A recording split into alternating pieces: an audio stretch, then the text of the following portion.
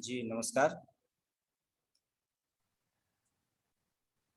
जी नमस्कार रवि जी, बहुत बहुत धन्यवाद कि मुझे सीबीएसई इन हाउस ट्रेनिंग के लिए रिसोर्स पर्सन के रूप में आपके विद्यालय महावीर सरस्वती विद्या मंदिर प्रधान भोपाल के लिए मौका दिया गया। मैं इसके लिए आपका और आपके कर्मचारी का तहे दिल से धन्यवाद देता हूँ। आगे विषय के रूप में आज हम लोग इस इन हाउस ट्रेनिंग के लिए बैठे हुए हैं। सभी एचआर भगिनी, प्रशिक्षण का विषय है decision making skills in adolescence. It means किशोरावस्था में निर्णय लेने के कौशल, क्योंकि हम सभी जानते हैं। मुझे अब इसके अलावा कुछ परिचय तो देना नहीं है, रवि जी परिचय करा चुके हैं। तो डायरेक्ट हम लोग विषय वस्तु पे आते हैं कि किशोरावस्था में अभी जो पीढ़ी है उसमें स्किल डेवलपमेंट हम कैसे करें, इससे रिलेटेड आज का हमारा टॉपिक है।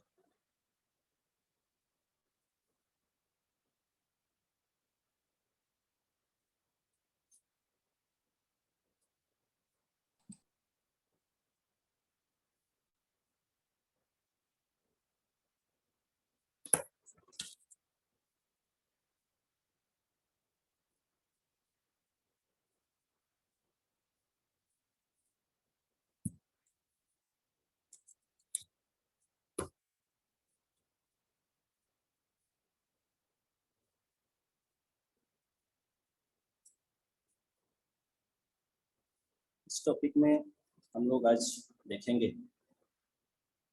कि किस प्रकार से किशोरों में निर्णय लेने का कौशल डेवलप किया जा सकता है। क्योंकि इसमें दो चीज आते हैं, एक है किशोर।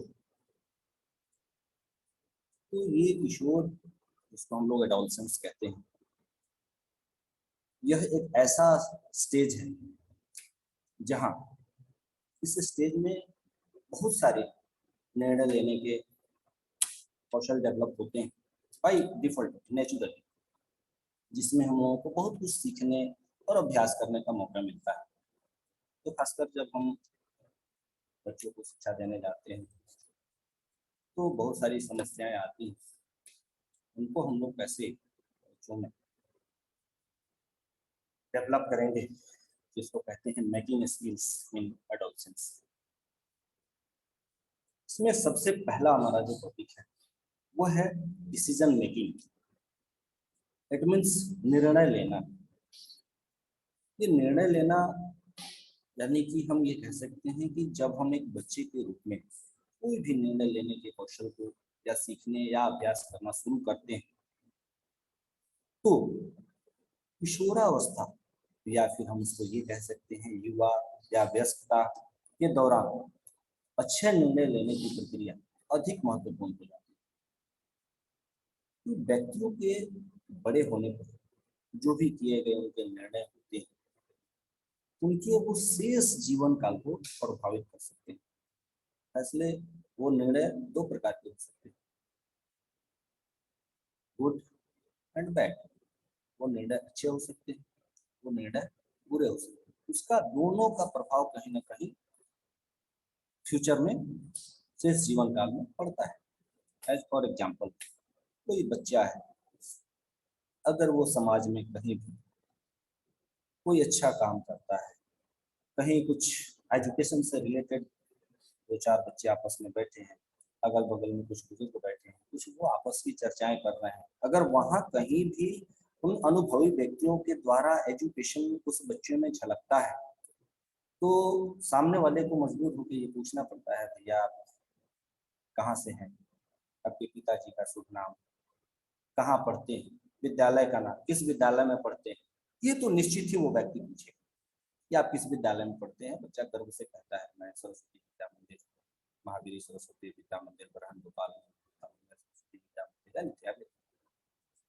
तो कहीं ना कहीं वो एक इतना अच्छा मैसेज जाता है समाज में कि अरे वाह, एक बच्चा मिला था। अब वो व्यक्ति कहीं भी जाता है तो उस बच्चे को एग्जाम्पल बनाता है कि मैं एक जगह बैठा था तो ये बच्चा ऐसे मिला, इस प्रकार की वार्ता कर रहा था, कुछ अपने सहपाठियों को इस प्रकार से कन्विंस कर रहा था।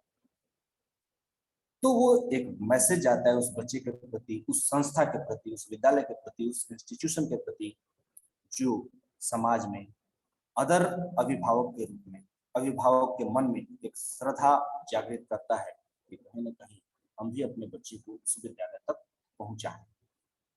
अगर वही डिसीजन बुरा हो जाता है तो उसका जो परिणाम होता है वो तो हम लोग बुद्धिजीवी सबको पता है कि उसका प्रतिकूल प्रभाव क्या पड़ता है। वो प्रतिकूल प्रभाव उस बच्चे के जीवन को ही क्या, परिवार के कई आने वाली पीढ़ी के ऊपर वो प्रभाव डालता है और वो उस पूरे फैमिली को के ऊपर उसका प्रतिकूल प्रभाव पड़ता है। तो हम ये कह सकते हैं कि निर्णय जितना महत्वपूर्ण हो सोच कौशल के लिए उतना ही महत्वपूर्ण, क्योंकि the more important the decisions, the more critical the thinking skill must be। अर्थात कहने का अर्थ कि अगर हम बात करें ऐसे रिजल्ट्स का, ऐसे डिटर्मिनेशन का, ऐसे डिटरमाइन का जो इम्पोर्टेंस, यानी कि determine the importance of the decision by the term of the consequences. कोई भी प्रश्न एक निश्चित ड्यूरेशन के दौरान अगर वो निर्धारण होता है, इस निर्णय का महत्व निर्धारण करते हैं तो उसका लंबे समय तक हमारे ऊपर प्रभाव बना रहता है। जैसे कि मान लीजिए यदि आपके निर्णय के परिणाम लॉन्ग टर्म यानी दीर्घकालिक, long term decision are long term, then spend more time on the process and flow each step of decision making careful. अगर वो दीर्घकालिक है, लॉन्ग टर्म है, तो प्रक्रिया पर अधिक समय व्यतीत करने की आवश्यकता है और निर्णय लेने के प्रत्येक स्टेज जो होंगे वो सावधानी पूर्वक उसका हमें पालन करना।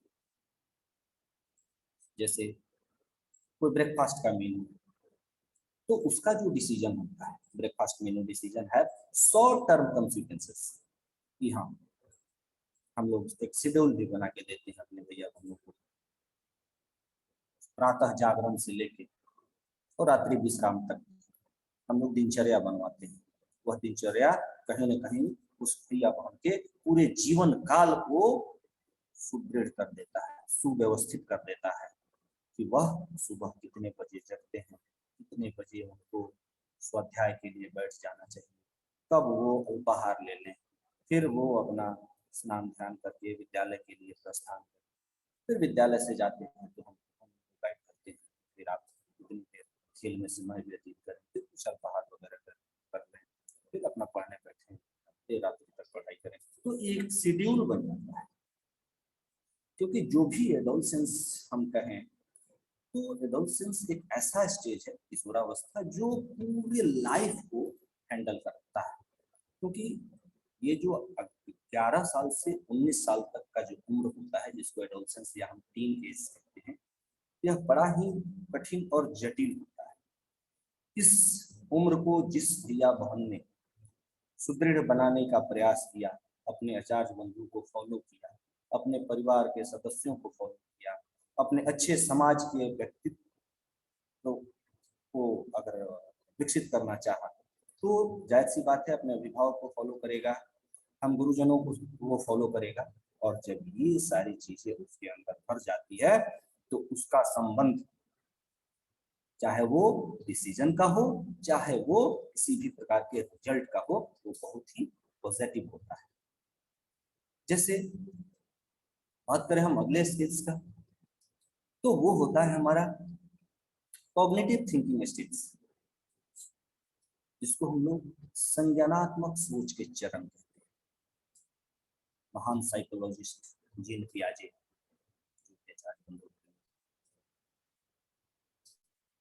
प्रशिक्षण किए होंगे बीएड, तो इनका नाम सुने होंगे जीन पियाजे का। उन्होंने 1896 से इन्होंने जो भी साइकोलॉजिस्ट थिंकिंग का कॉग्निटिव थिंकिंग स्किल जिसमें इंक्लूड होता है डिसीजन मेकिंग, प्रॉब्लम सॉल्विंग, तो इसको 4 स्टेज में इन्होंने बांटा। वो 4 स्टेज क्या क्या हो सकते हैं? तो पहला सेंसरी मोटर। ये सेंसरी मोटर कौन सा स्टेज है? तो इस स्टेज में कोई भी शिशु या बच्चा अपने पिछले अनुभव और उनके इंद्रियों के आधार पर निर्णय लेते हैं। जैसे जब हमारे घर में कोई छोटा बच्चा है, जैसे ही हम लोग स्नान ध्यान करके और अपने विद्यालय का यूनिफॉर्म लगाते हैं, हमारे घर का बच्चा समझ जाता है कहाँ जा रहा है, ठीक दौड़ पड़ता है। जो भी चाचा जी, पिताजी, विद्यालय जा रहा है, हाँ विद्यालय जा रहे हैं। अगर हम उस दौरान कहते हैं नहीं नहीं विद्यालय नहीं जा रहा था, हाँ ये जो आपका वेश है ये विद्यालय पहन के रोज आप यही पहन के स्कूल जाते हैं, तो कहीं ना कहीं वो बच्चा इस चीज को रोज ऑब्जर्व करता है प्रतिदिन, और तब ये जानता है कि प्रतिदिन हम विद्यालय जाते हैं, इसी वेश में जाते हैं। इसका अर्थ है कि ये वेश पहनने का अर्थ है कि आप विद्यालय ही जा रहे हैं। तो उसके मन में एक ये मोनोपोली बन जाती है कि जैसे ही हम लोग विद्यालय का अपना वेश पहनते हैं, इसका अर्थ है कि हम विद्यालय जा रहे हैं। या फिर अगर हम अपना बेस माने जैसे डिसीजन का, तो जिस प्रकार से हम लोग टेस्ट, जैसे कि स्क्रीन पे देख रहे होंगे, टेस्ट हो, फीलिंग हो, look, sound, smell, did it work the last time work और नॉट।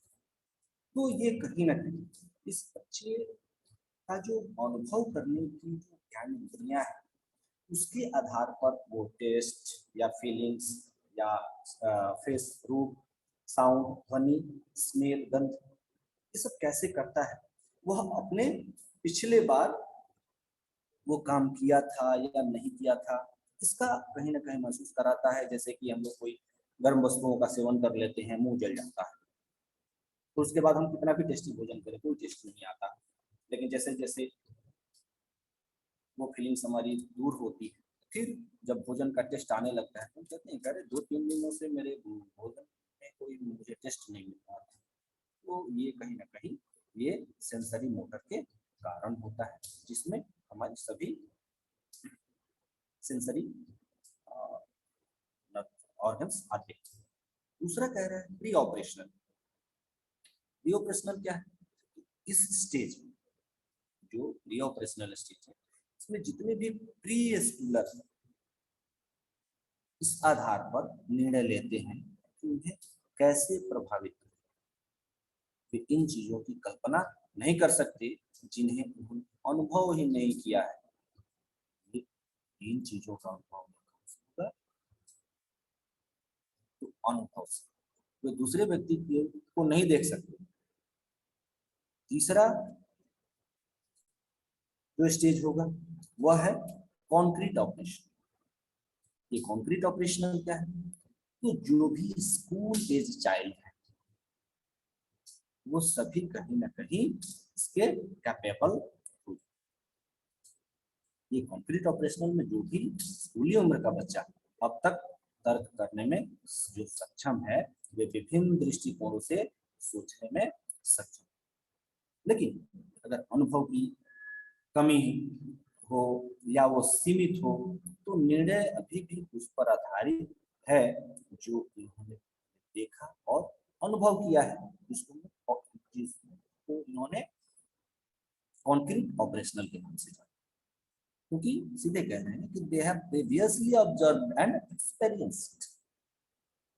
चौथा सबसे महत्वपूर्ण फॉर्मल ऑपरेशन, इसको हम औपचारिक संचालन कहते हैं। इसमें जो मिडिल और हाई स्कूल के चाइल्ड्स होते हैं, जिनको मध्य और उच्च विद्यालय का बच्चा कहा जाता है, या अधिक अमूर्त प्रकार की सोच की ओर बढ़ता है। यही वो स्टेज होता है जहां से हर एक पॉजिटिव वे उसके ओपन होते हैं। नहीं, हम अगर दोनों पहलू से सोचे, नेगेटिव और पॉजिटिव, तो दोनों वे उसके ओपन होते हैं। और उस व्यक्ति को इसे समझने के लिए कुछ अनुभव करने की आवश्यकता नहीं होती। धीरे धीरे उसका ज्ञान ओपन होता जाता है और वो बच्चा अपने आप को ये फील करता जाता है कि हम क्या कर रहे हैं, हम कहाँ जाएंगे। वे इसकी कल्पना कर सकते हैं कि हम जो कर रहे हैं वो क्या कर रहे हैं, कहाँ जा रहे हैं, किस प्रकार से हम कर रहे हैं। तो इस प्रकार की जो भी सोच इन एडोलसेंस, इन युवाओं में विकसित होती रहती है, वो इन सारी चीजों को थिंकिंग करते हैं और थिंकिंग करने के बाद वो उस वे को अपनाते हैं जो उनके लिए पॉजिटिव। कई ऐसे मनोवैज्ञानिक, मैनी साइकोलॉजिस्ट, जो 5th लेवल को भी, थिंकिंग को भी डेवलप किया गया, 5वें स्तर को उन लोगों ने जोड़ा, जो इन एडोलसेंस के दौरान विकसित होता है। व्यक्ति के जीवन के अनुभव निर्णय लेने के इस स्तर को प्रभावित करते हैं, जिसको हम लोग कहते हैं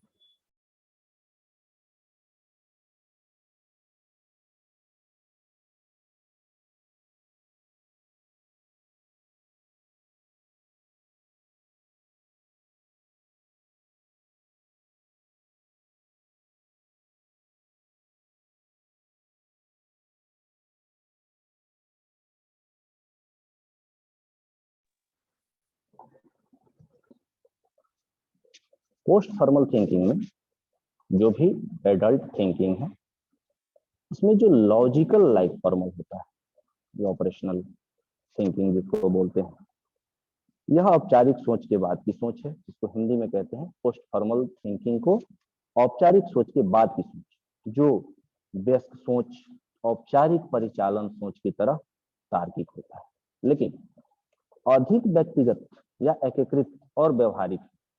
इसमें व्यक्ति के जीवन के अनुभव और उसके कैरियर, परिवार की जिम्मेदारी के प्रति जो प्रतिबद्धता होती है, ये सभी इसमें शामिल है। जब कैरियर या परिवार पर विचार किया जाता है तो जो लॉजिकल डिसीजन होता है, जिसको तार्किक निर्णय कहते हैं, ये हमेशा सबसे अच्छा निर्णय नहीं होता है। अच्छा निर्णय कब होगा, तो हम लोग इन सारी चीजों को जब ध्यान में रखते हैं, पूरे फैमिली कैरियर को, तब उसमें कहीं ना कहीं कुछ सीख मिलती है, जिसको हम लोग कहते हैं good decision making is learned. तो ये good decision making is learned अर्थात अच्छा निर्णय लेना सीखना पड़ता है, ये सीखा जाता है। कैसे सीखा जाता है? तो अच्छे निर्णय लेने के लिए आपको अच्छे निर्णय का उपयोग करना चाहिए। The make good decisions, you must use good judgment. That means you must understanding the possible consequences of your choice. It is a parent's job to use their judgment until you have proven that you have good judgment. You have to learn good decision making skills. कहने का अर्थ है कि जब अच्छे निर्णय लेने सीखने होते हैं, तो इसमें अच्छे निर्णय का उपयोग करना चाहिए। अच्छे निर्णय लेने के लिए इसका मतलब है कि आपको अपनी पसंद के संभावित परिणामों को समझना होगा।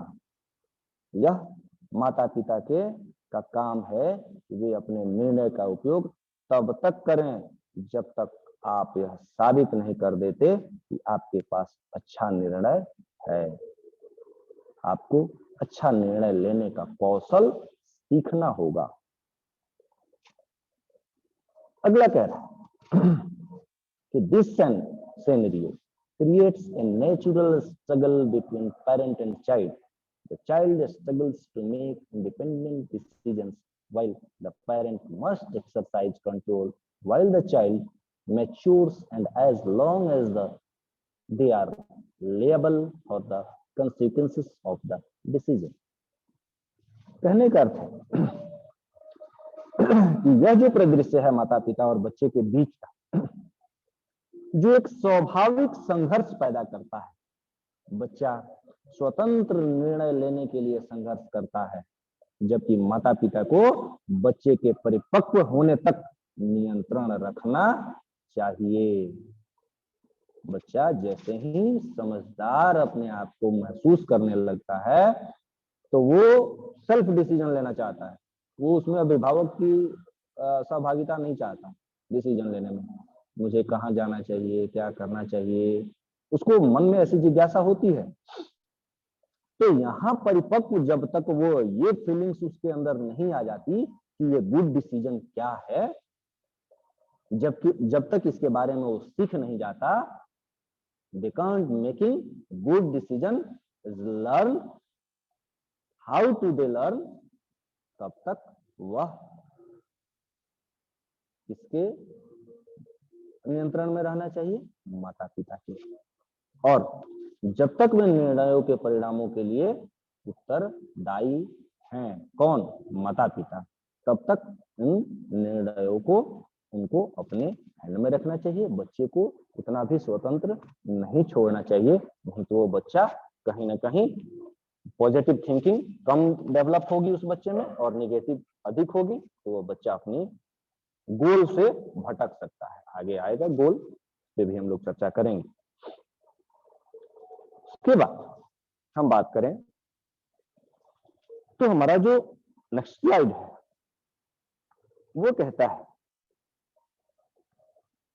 कि हम किस प्रकार से वैल्यू, गोल और उसके जो मानक हैं उसको हम कैसे डेवलप करें, या फिर हम उसको कहते हैं कि हम किशोरावस्था में निर्णय लेने के लिए जो भी वैल्यूज हैं, गोल्स हैं और उसके जो स्टैंडर्ड है जिसको मानक कहते हैं उसका उपयोग करते हैं। इसका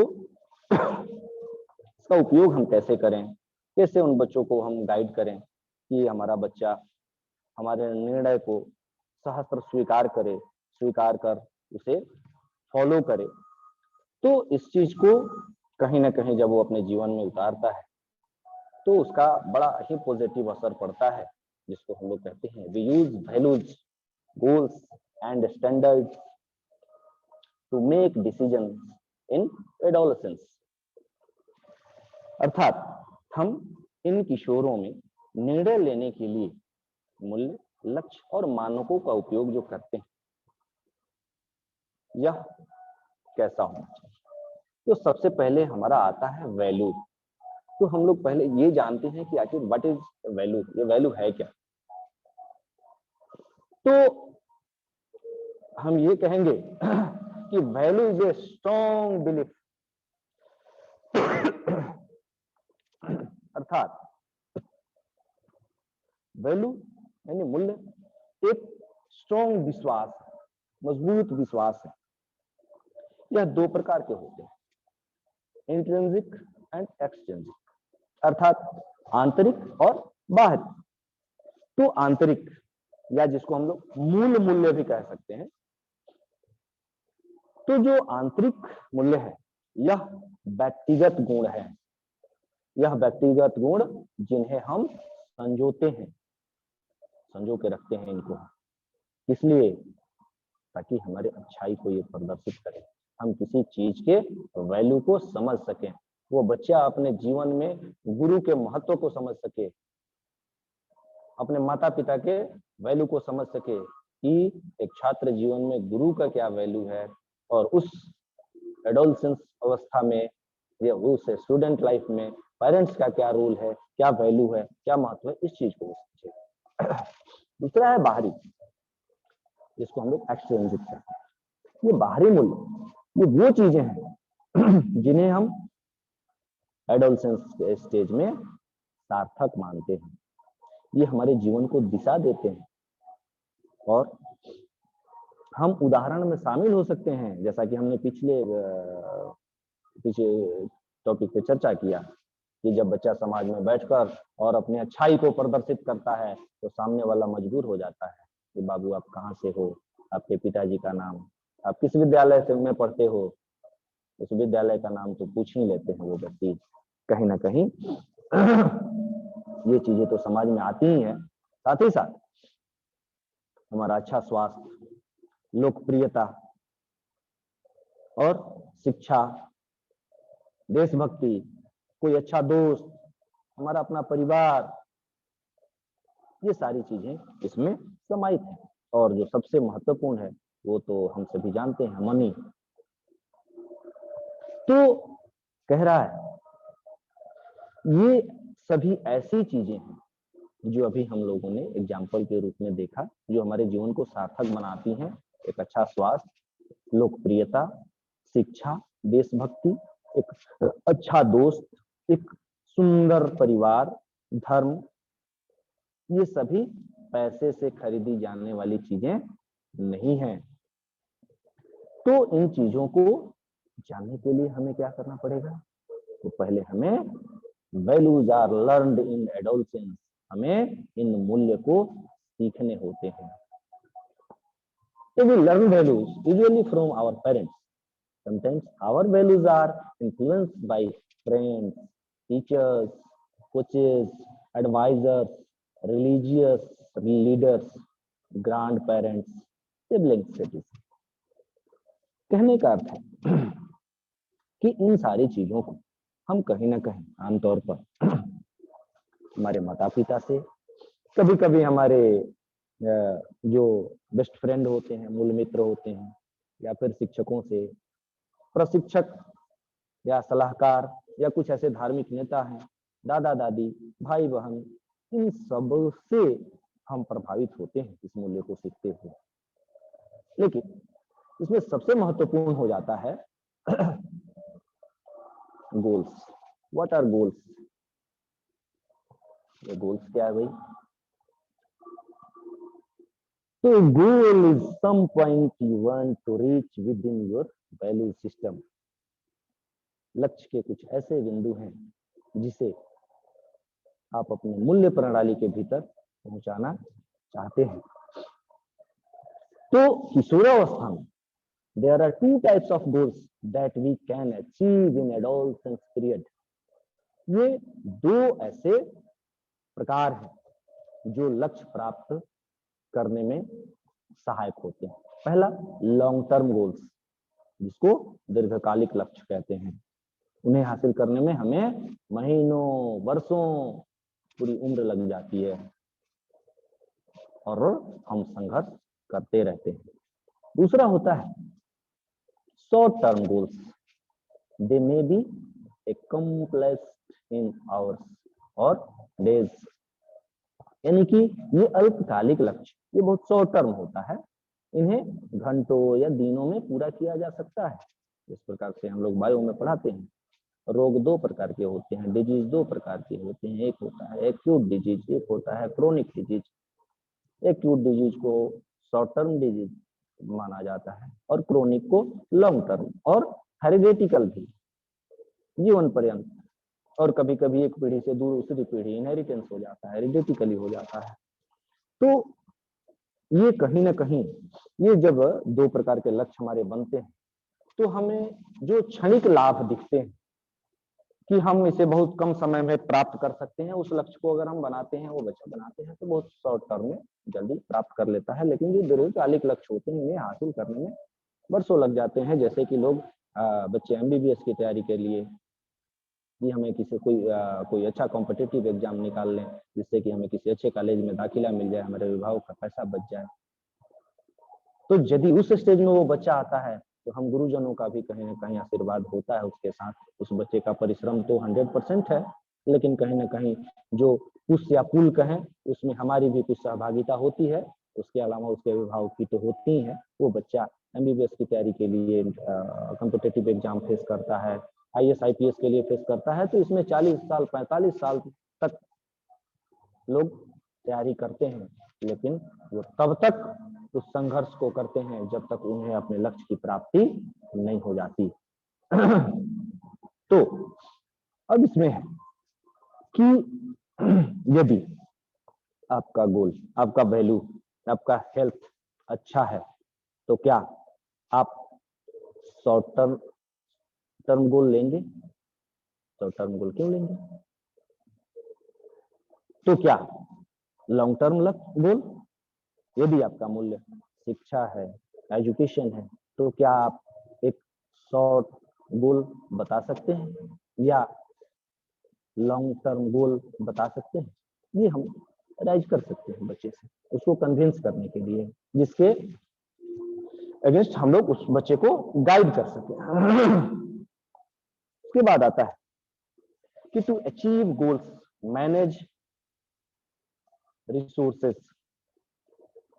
कैसे? तो इसके लिए कहीं ना कहीं जो लक्ष्य प्राप्ति करने के लिए जो संसाधन या प्रबंधन है वह क्या हो सकते हैं। तो there are 3 categories of resources available to you to use in reaching your goals.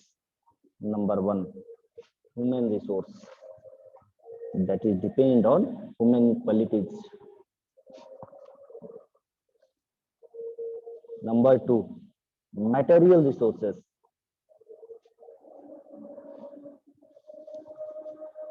Number 3, community resources available to many people. तो जो मानव संसाधन है, ह्यूमन रिसोर्स, जिसको मानव गुण भी कहा जाता है, इन तीनों श्रेणियों को देखा जाए तो ये तीनों उपलब्ध है, चाहे वो मानव गुण हो या कोई भौतिक संसाधन हो, मटेरियल रिसोर्स, या फिर सामूहिक संसाधन हो। तो ये कई लोगों के लिए उपलब्ध है। लेकिन अगर बात किया जाए रिसोर्स का, तो कहीं ना कहीं ये ऐसा रिसोर्स है जो, जिसकी हम बात करें तो ये कोई भी रिसोर्स हमें अगर गेन करने हैं, कोई भी गोल को अचीव करना है, चाहे वो हमारा मनी हो, कम्युनिकेशन स्किल हो, इसमें टाइम को फॉलो करना सबसे महत्वपूर्ण है। समय के अंदर उस कार्य को कर लेना। नहीं तो होता है कि नहीं, अब आज नहीं, इसको कल कर लेंगे, कल नहीं, इसको परसों कर लेंगे। तो ये जब हम ये चीज आ जाती है तो कहीं ना कहीं हम इन लक्ष्य से पथभ्रमित हो जाते हैं। चाहे वो बच्चा जहां मन लगाता हो, चाहे वो म्यूजिक में मन लगाता हो, चाहे वो सिंगिंग में मन लगाता है, चाहे वो मैथ में उसका ध्यान है, साइंस पे है, किसी भी तो जब तक वो अपने लक्ष्य का निर्धारण नहीं करता है तब तक इन सारी चीजों को वो प्राप्त नहीं कर सकता है। तो इन चीजों को प्राप्त करने के लिए बिना विलंब किए उसे इन चीजों को यूज करना होगा, उसको प्राप्त करने का प्रयास करना होगा, संघर्ष करना होगा। यहाँ विलंब का जो अर्थ है वह किसी अन्य समय तक या एक निश्चित समय तक उन चीजों का बंद करना। विलंब लक्ष्य तक पहुंचने के रास्ते में बाधक हो सकता है। इसलिए मेरे पास करने के लिए बहुत कुछ है, लेकिन मुझे लगता है कि मैं प्रतीक्षा करूंगा और कल करूंगा। अगर ये चीज आ जाता है उस बच्चे में तो फिर उसे लक्ष्य प्राप्त करने में देर हो सकती है, फिर वो बच्चा अपने पथ से भ्रमित हो सकता है। To achieve goals in this period, कब इन गोल्स को अचीव करना चाहिए इस अवधि में लक्ष्य प्राप्ति के लिए? तो लक्ष्य को प्राप्त करने के लिए सबसे पहले माइंड सेट करना आवश्यक है, और जब माइंड सेट होगा तो हम उसको प्राथमिकता देंगे, वो बच्चा उसको प्राथमिकता देगा। अगर हम बात करें महत्व का, तो महत्व के क्रम में अपने लक्ष्य को सूचीबद्ध किया जा सकता है, और ये हम उस बच्चे को दिशा देने में काफी मदद करेगा। उसमें एक ऐसी भावना जगाएगा जो इन संसाधनों को बुद्धिमानी से प्रयोग कर और आगे बढ़ने में उसकी मदद करता है। हम लोग होमवर्क देते हैं बच्चे को, होमवर्क बच्चा करके नहीं आता है, कारण क्या है? छोड़ो, आज नहीं हुआ कल कर लेंगे, छोड़ो रात में नहीं हुआ सुबह में कर लेंगे, सुबह में नहीं हुआ कहीं और ट्यूशन कोचिंग में जाएंगे कर लेंगे। तो कहीं ना कहीं वो बच्चा किसी भी दिन वो होमवर्क नहीं बना सकता, क्योंकि वो उसका थिंकिंग क्या है? I have a lot to do but I think I will wait and do it tomorrow. तो इस फॉर्मूला को अगर वो अपनाता है तो फिर वो आगे नहीं बढ़ पाएगा, वो अपने लक्ष्य को प्राप्त नहीं कर पाएगा। तो इसके लिए इस गोल को अचीव करने के लिए उसको क्या करना होगा? तो learn to set homework late again. First things first, you man. List your goals in order of importance. This gives you a sense of direction and help you manage your resources wisely. जो भी ये goals हैं, यह एक border है, यह एक condition है, यह एक आइडिया है जिसमें आप अपने लक्ष्य तक पहुंचने के लिए प्रेरित होते हैं। अगर इन मानकों को देखा जाए मौखिक रूप से व्यक्त करते समय, हम बहुत सारे ऐसे शब्दों का प्रयोग कर सकते हैं जो हमारे गोल्स को निर्धारित करने के लिए पर्याप्त है। तो लक्ष्य के निर्धारण के लिए बहुत सारे ऐसे स्टेज हैं जो जिसको हम लोग लिमिट्स कहते हैं, कंडीशंस, मैनर हैं, जो कहीं ना कहीं एक तरह से वो एक्सप्रेस करता है वर्बली रूप से, one live as long as even if no matter what. तो इन चीजों को जानने के लिए जो इसके मानक हैं, जो इसके फैक्टर्स हैं, गोल सेटिंग के इन्फ्लुएंस हैं, जो डिसीजन मेकिंग होता है कब, व्हेन मेकिंग आफ्टर एडोलसेंस, वो 4 फैक्टर्स हैं जो लक्ष्य को निर्धारित करने के लिए प्रभावित करते हैं। और ये 4 कारक जो किशोरावस्था के बाद निर्णय लेने पर प्रभाव जगाते हैं,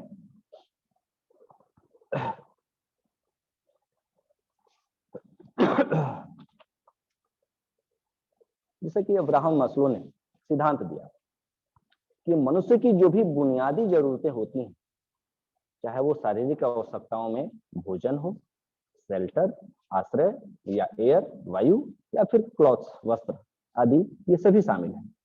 हमें सुरक्षित और प्यार महसूस करने की आवश्यकता है, हमें सार्थक महसूस करने की जरूरत है, हमें यह महसूस करने की जरूरत है कि हम अपनी क्षमता को पूरा कर रहे हैं।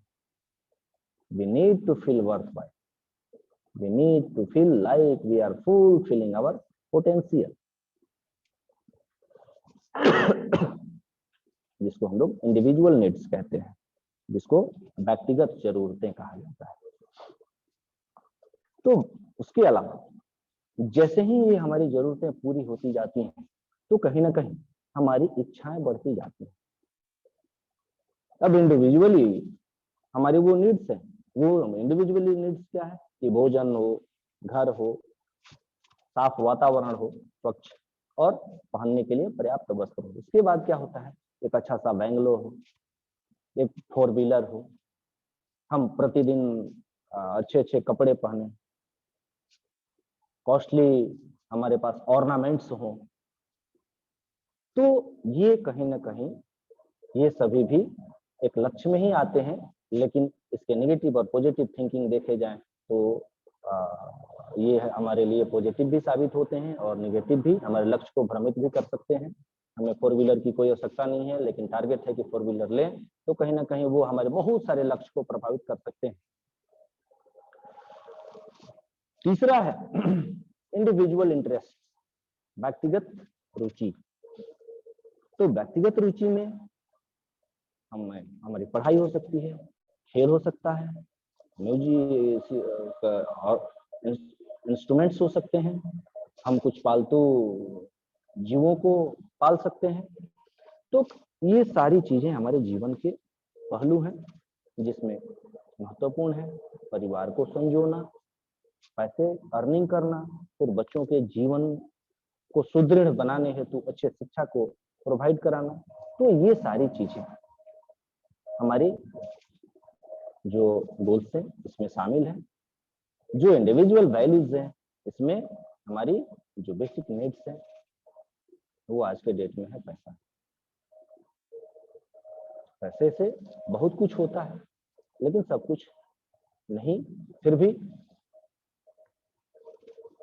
अगला टॉपिक आता है हमारा, वो होता है सेल्फ कंसेप्ट इन्फ्लुएंसेस डिसीजंस।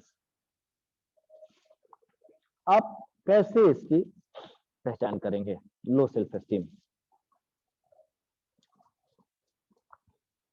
तो ये कह रहा है कि जब हम इन सारे विकल्पों की पहचान कर लेते हैं कि हम निर्णय की पहचान करें, कैसे करें, उसके विकल्प को पहचानें, प्रत्येक विकल्प पर हम रिसर्च करें, उसकी जानकारी एकत्रित करें, तब निर्णय लें और तब उस निर्णय पर कार्रवाई करेंगे।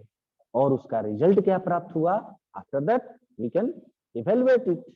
उसके बाद हम उसका मूल्यांकन करें, तब हम जानेंगे कि हमने जो भी किया, जो भी इन जो 6 मानक हम लोगों ने अभी मॉडल को पढ़ा, वह किस प्रकार से उसके जीवन को सुदृढ़ बनाएगा।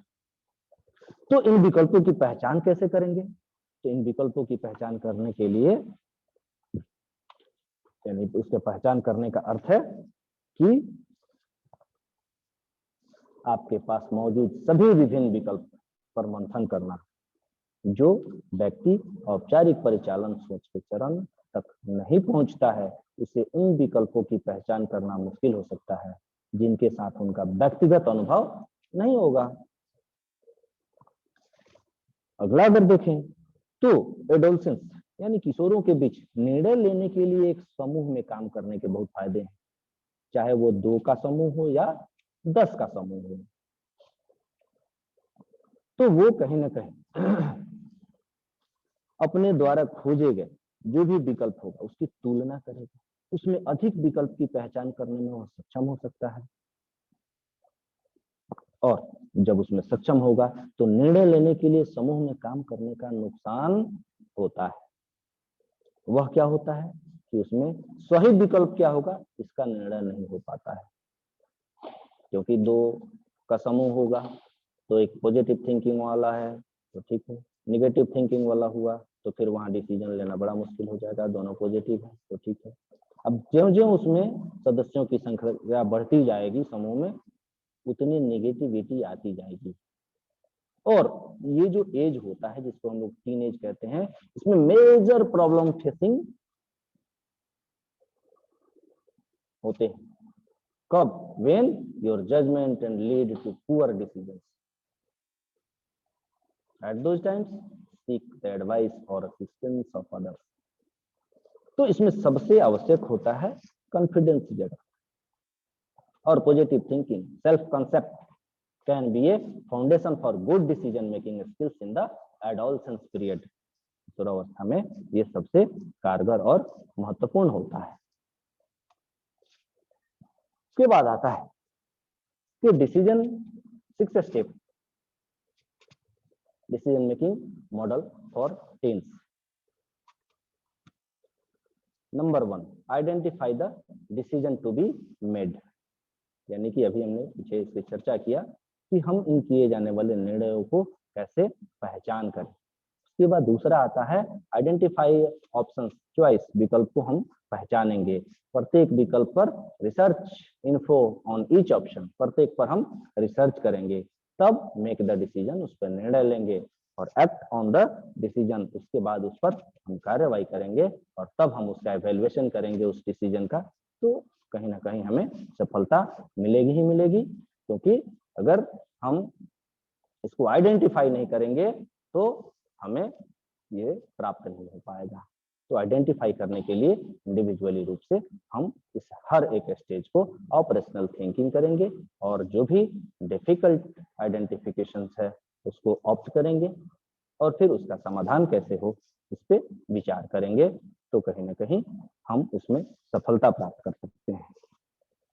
अब कह रहा है कि there are advantage of working in a group of make decisions between teens, चाहे वो 2 का समूह हो या 10 का समूह हो।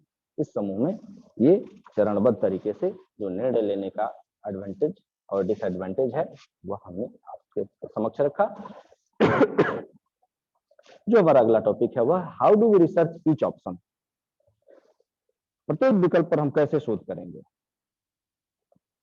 तो कह रहा है कि इन विकल्पों पर शोध करने का जो अर्थ होता है वह होता है प्रत्येक पसंद के फायदे और नुकसान की सूची बनाना। जो हमने ग्रुप बनाया, समूह बनाया, उसमें जो भी एडवांटेज डिसएडवांटेज है उसका एक लिस्टिंग करना, उसके फायदे नुकसान को जानना और आपको प्रत्येक पसंद की बुरी चीजों के खिलाफ अच्छी चीजों को तौलना होगा। कभी कभी आपको निर्णय से पहले केवल अधिक जानकारी एकत्र करने की आवश्यकता होती है, उसके बारे में छानबीन करना आवश्यक होता है, उसके बारे में इन्वेस्टिगेशन करना जरूरी होता है और तब किसी से सलाह लेंगे तो हमें उचित सलाह मिलेगा, तो हम कहीं ना कहीं उसमें भी सफल होंगे। Make the decision, take action and then evaluate, निर्णय लें, कार्रवाई करें और फिर उसका मूल्यांकन करें। कैसे? तो अब यहां भी कह रहा है again, don't procrastinate. Once you have narrowed your options down to the best one, take action. आप तुरंत ये तो निर्णय ले ही लें कि उसमें फिर हमको विलंब न हो निर्णय लेने में। एक बार जब आप अपने विकल्प को सर्वश्रेष्ठ तक सीमित कर लेते हैं तो कार्रवाई करें और अपना निर्णय लेने और कार्रवाई करने के बाद उस निर्णय का मूल्यांकन करें। इंसान अपनी गलतियों से ही सीखता है। After you have made your decision and taken action, evaluate that decision. Human beings learn from their mistakes. तो कहीं ना कहीं जो भी देख रहे स्क्रीन पे देखेंगे, रोल सक्सेस के बाद सीन टेकिंग एक्शन। तो कहीं ना कहीं जब हम इस प्रकार से एक्शन लेना शुरू करते हैं तो इसमें कुछ आइडेंटिफिकेशंस होते हैं, इसके कुछ अलग स्टेप हैं डिसीजन मेकिंग मॉडल्स के। इसमें कुल 6 स्टेप्स हैं। Identify the decision to be made, किए जाने वाले निर्णय की पहचान करें। आइडेंटिफाई ऑप्शंस, विकल्प की पहचान करें। उसके बाद रिसर्च ऑप्शन, अनुसंधान, उस विकल्प का अनुसंधान करें। नंबर 4 मेक द डिसीजन, उसके बाद निर्णय लें। फिर उसके बाद क्या करें? उस निर्णय पर फिर एक्ट करें। 5वां उस निर्णय, उस डिसीजन का मूल्यांकन करें। सपोज कीजिए मैं ड्राइव कर रहा हूं और मुझे राजमार्ग 5 से अंतर्राज्यीय 954 या बस क्रॉस कंट्री से दूर जाना चाहिए। मैं बड़े शहर जा रहा हूं, मुझे किस मार्ग से यात्रा करनी चाहिए? हाईवे 5 छोटा है लेकिन इसमें गड्ढे हैं। अंतर्राज्यीय एक अच्छी सड़क है लेकिन यातायात भारी है और वह तनावपूर्ण है। क्रॉस कंट्री दर्शनीय है लेकिन यह अलग थलग है और मैं हो सकता है उस रास्ते में खो जाऊं। तो मैंने हाईवे 5 लेन का फैसला किया और मैं अपने रास्ते पर हूं और मैं जब उस रास्ते पे चल रहा हूं तो I have decided to take highway 5, तो आई एम ऑन माई वे। तो मैं ये कंफर्म हूं कि मैं अपने रास्ते पे हूं। एंड देन निर्णय लेने के बारे में, एक रोड मैप का अनुसरण करने के बारे में भी हम सोच सकते हैं। I should have taken the interest, और मुझे अंतर्राज्यीय लेना चाहिए था।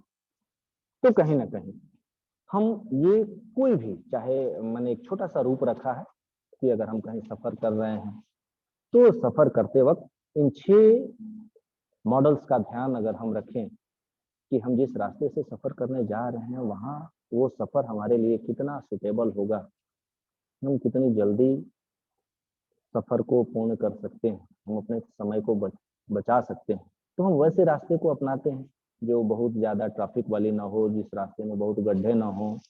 तो इस प्रकार से एक छोटा सा ये हमारे जीवन का प्रारूप है जो हमने सफर के रूप में दिखाने का प्रयास किया है। अब हमारा जो अगला स्लाइड है वो है कि decision making and problem solving.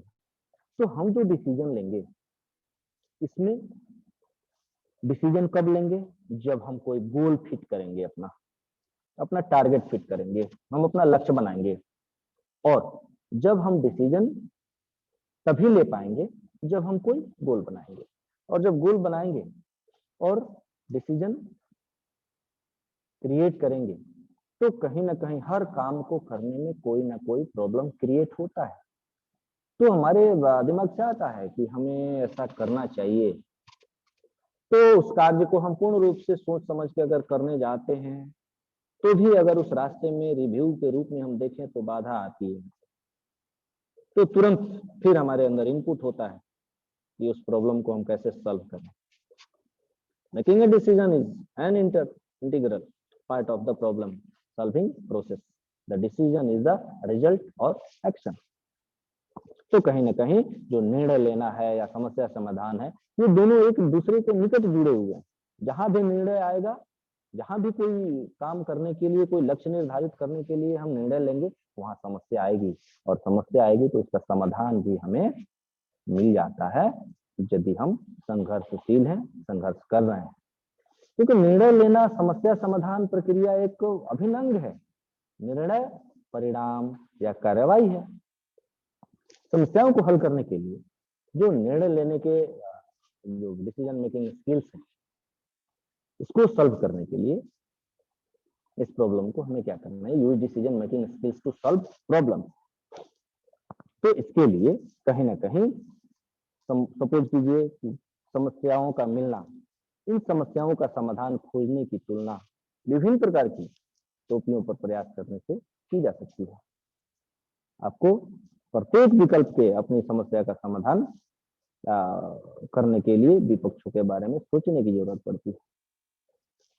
आलोचना तो होती रहती है, बहुत क्रिटिकल थिंकिंग करना पड़ता है, और वह आलोचनात्मक सोच कहीं ना कहीं सक्रिय रूप से हम कहें तो कुशलता से अवधारणा लागू करने या उसका विश्लेषण करने, संश्लेषण करने, उसका अवलोकन, उसका अनुभव, प्रतिबिंब, उस पर तर्क, उसके मूल्यों को के संचार से एकत्रित जो भी उत्पन्न जानकारी होगी उसका मूल्यांकन करने की बौद्धिक रूप से एक अनुशासित प्रक्रिया है, और यह विश्वास के लिए एक गाइड के रूप में कार्य करती है, और कार्यवाही यह समस्या समाधान का आधार है। क्योंकि कहीं भी हम अगर कोई भी काम करने जाते हैं, कोई भी लक्ष्य निर्धारित करते हैं, तो वहाँ बहुत सारे प्रॉब्लम क्रिएट होंगे और उसका समाधान भी हमको खुद करना पड़ता है, जिसका समाधान काफी क्रिटिकल होता है। अगर हम बात करें प्रैक्टिस प्रॉब्लम सॉल्विंग का, तो practice problem solving must be casual intense. बड़ा महत्वपूर्ण है कि सपोज कीजिए कि कोई भी, suppose your nice Carly has muscular dystrophy. This is a degenerative disease. She is already in a wheelchair and is losing control of her hands and arms. She has retained her mental ability. It is her birthday next week. She will be 6 years old. You normally get her a gift that cost between everything as your capacity. हम वो किसी भी अपने क्षमता के अनुसार कोई भी गिफ्ट देते हैं, तो what will we get her this year? बहुत सारे क्वेश्चंस बनते हैं। मैं इसको डिफाइन करना चाहूंगा कि कोई आपकी भतीजी, मान लीजिए नाम उसका जो भी हो, वो मस्कुलर डिस्ट्रॉफी से सफर कर रही है, जो एक अक्षयी रोग होता है। वह पहले से ही व्हील चेयर पे है, अपने हाथों और बाहों पर नियंत्रण खो रही है धीरे धीरे। उसने अपनी मानसिक क्षमता को बरकरार रखा है, और अगले हफ्ते ही उसका जन्मदिन है, और वह कितने साल की हो गई है? 6 साल की हो गई है। तो आप आमतौर पर उससे एक उपहार प्राप्त करते हैं, जिसकी कीमत जो भी हो, 10, 20, 50, 100, 2000, 4000, 10,000। तो एक माइंड मेकअप हमारा भी होता है कि अब उसके नेक्स्ट बर्थडे पे हम भी क्या गिफ्ट दे रहे हैं।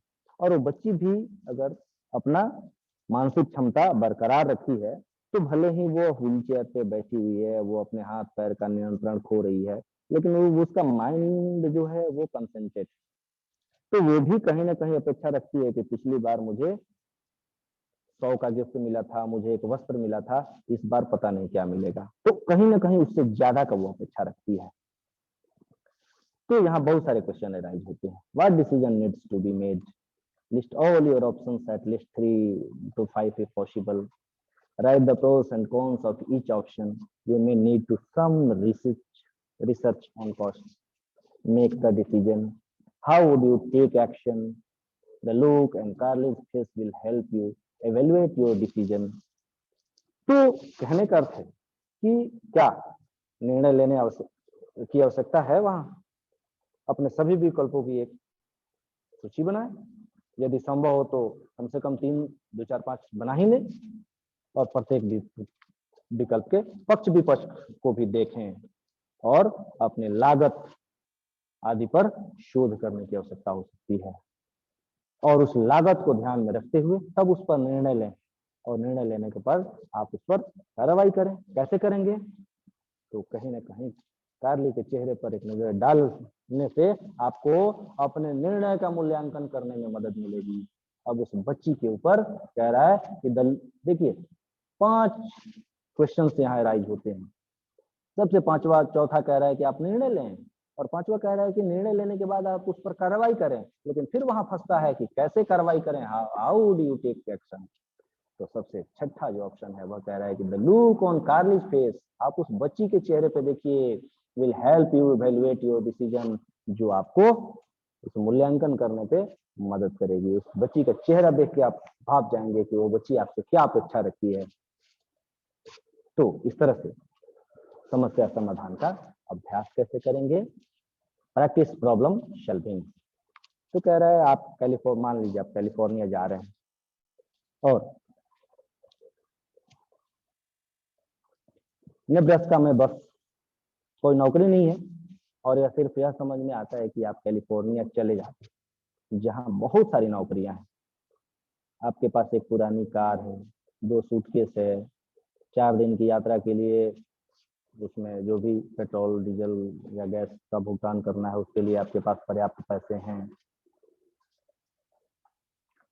तो आपको अपने लिए उसमें बैठने का जगह है। उस कार में 5 अतिरिक्त यात्री और 5 और सूटकेस हैं। तो इस तरह से इसमें जो सूची अपने यात्रियों को दी गई, इसमें चुनना हो, लेकिन यह सुनिश्चित करना होगा कि आप मानवीय इच्छाओं, जरूरत, मूल्य से रुचि के आधार पर अपने निर्णय को सही ठहरा सकते हैं। कह रही वेब कि but makes you can justify your decisions based on human wants, needs, values, interest and values। कैसे? तो यहाँ एक क्वेश्चन है कि why is it so difficult to convince a classmate not to drop out of the school? एक सहपाठी को school छोड़ने के लिए मनाना इतना कठिन क्यों है? हम लोग सोच सकते हैं कि जब 2 अच्छे विद्यार्थी आपस में वार्ता करते हैं, आपस में एक दूसरे का कॉम्पिटिटर बनके जब क्लास में पढ़ाई करते हैं, तो हम सभी को भी बड़ा मन लगता है। रोल नंबर 2 वाला कहता है कि काश इस बार तो इतना मेहनत करना है कि मेरा रोल नंबर 1 आ जाए। रोल नंबर 1 वाला कहता है कि मेरा पोजीशन बरकरार रहे, इसके लिए मैं अपने आप को पूरा संघर्ष कर रखा हूँ, मैं पूरा रगड़ रहा हूँ।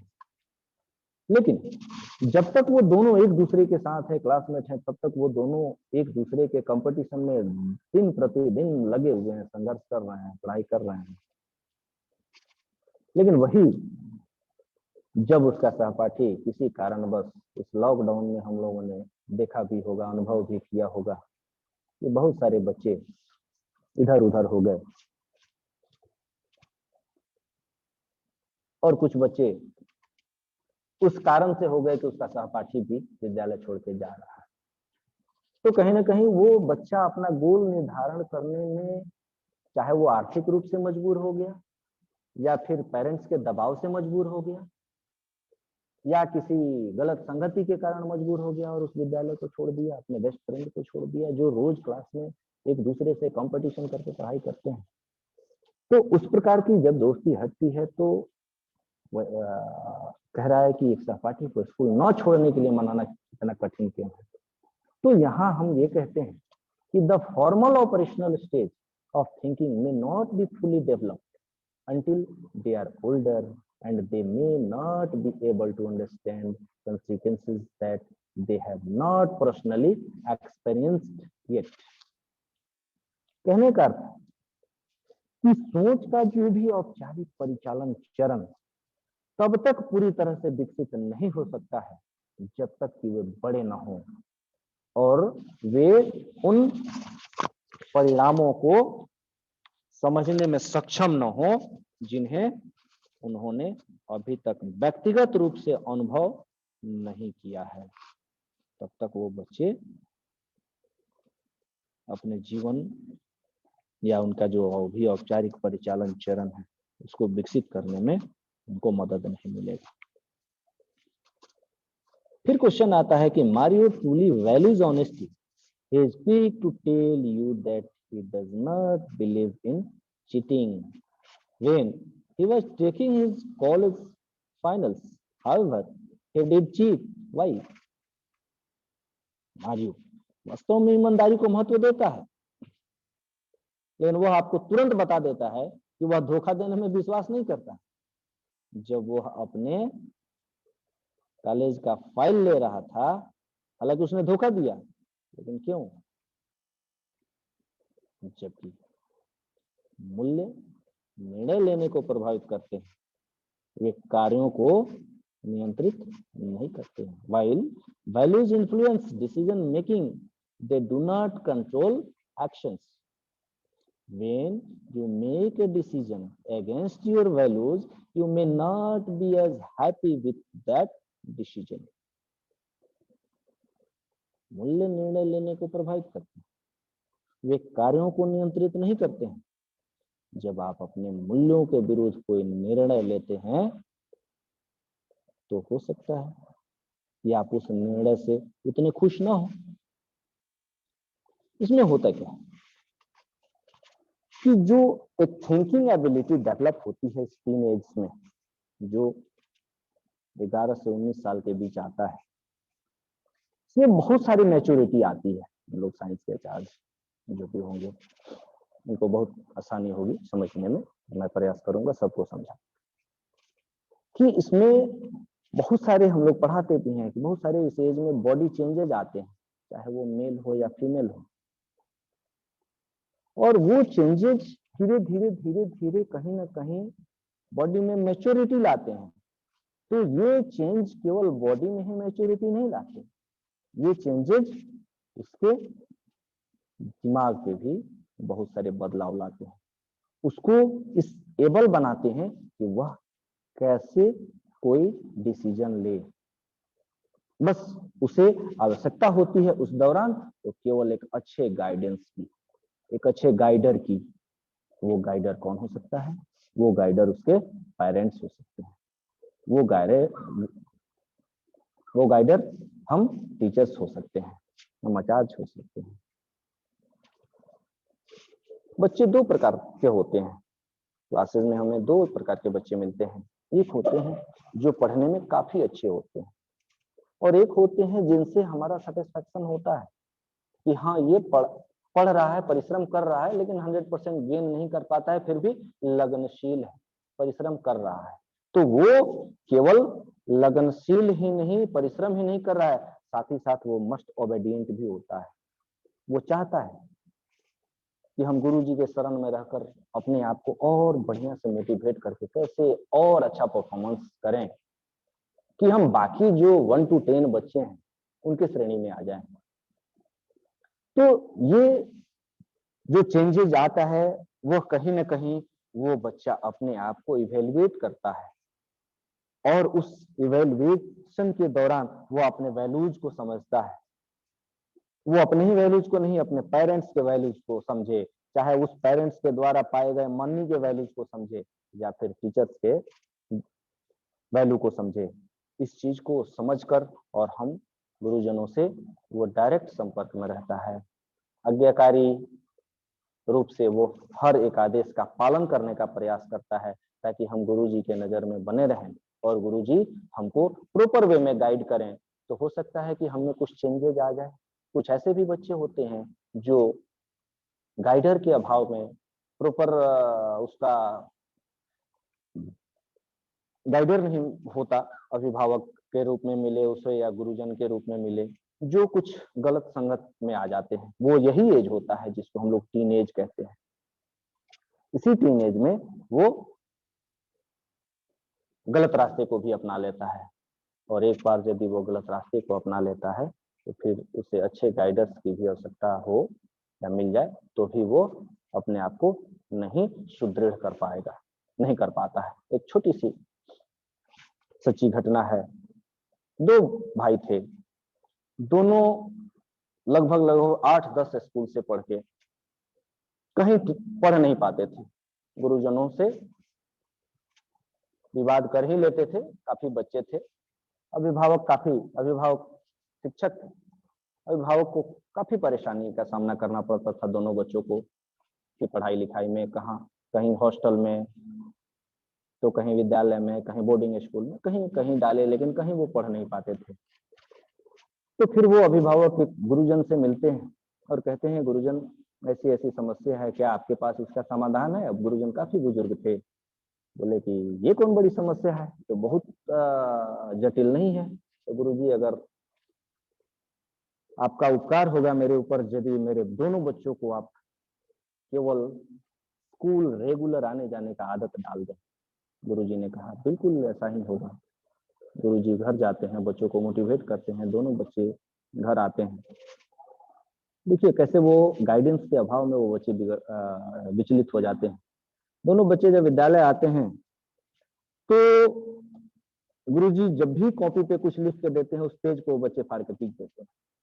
1 दिन, 2 दिन, 3 दिन, 4 दिन लगातार, मतलब गुरुजी ने बहुत प्रयास किया कि कुछ तो ये कम से कम कलम पकड़े, उस कॉपी पे कुछ लिखने का प्रयास करे, लेकिन ऐसा नहीं हुआ। एक दिन सबसे छोटा वाला कुछ ज्यादा शरारती था। उस बच्चे को गुरुजी ने बुलाया और एक आम के पेड़ पे आम का फल लगा था। गुरुजी ने सोचा कि क्यों न इसी मेथड से कम इन लोगों को कुछ दिया जाए। तो गुरुजी ने छोटे वाले को बुलाया,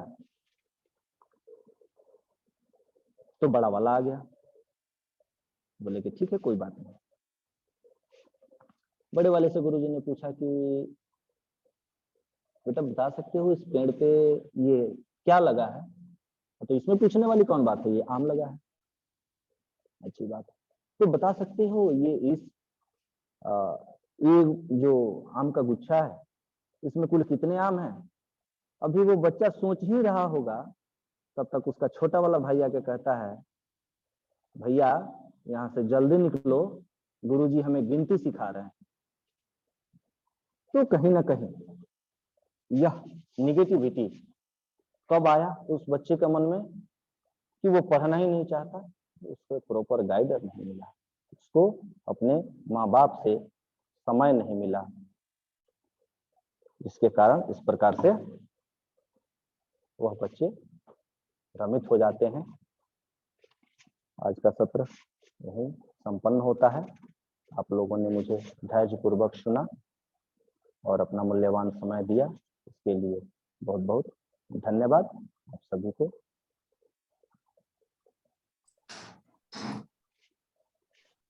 बहुत बहुत धन्यवाद रिसोर्स पर्सन महोदय। निश्चित रूप से काफी ज्यादा प्रभावी जो है ये आपका सेशन रहा। निश्चित रूप से हम लोगों ने सोचा नहीं था कि इतना अच्छा जो है सेशन होगा। और रही बात प्रश्नों की, तो हमारे पास अब कोई प्रश्न ही नहीं रह गए, क्योंकि इतना अच्छा आपका सेशन रहा जिसमें किसी प्रकार का कोई प्रश्न ही नहीं बचता है। निश्चित रूप से जो है ऐसा उम्मीद कर सकते हैं आपसे कि फिर आगे भी अन्य विषयों पे आपका मार्गदर्शन मिले। धन्यवाद। धन्यवाद।